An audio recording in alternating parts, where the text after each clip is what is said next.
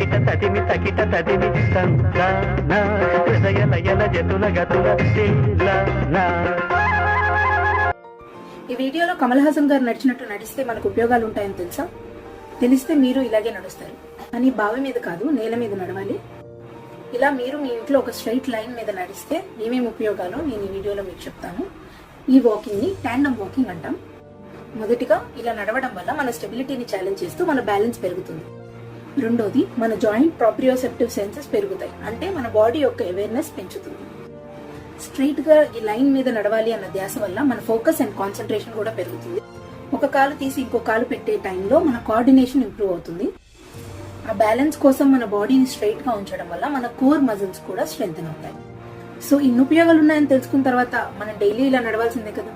కానీ ఎలా నడవాలి అంటే, పక్కన ఏదైనా వాల్ సపోర్ట్ తీసుకుని ఒక స్ట్రైట్ లైన్ మీద నడవడానికి ట్రై చేయండి. స్టార్టింగ్ లో అందరికీ కష్టమే, బట్ చేయగా చేయగా మీరే మీ హెల్దీ అండ్ బెటర్ వర్షన్ ని చూసుకోగలుగుతారు. ఇంతవరకు చూసారు కాబట్టి ఈ వీడియో నచ్చితే లైక్ చేయండి, అవసరం ఉన్న వాళ్ళకి తప్పకుండా షేర్ చేయండి. Hi, this is doctor Sindhusha Rampalli, MPT neuro fellowship in sports.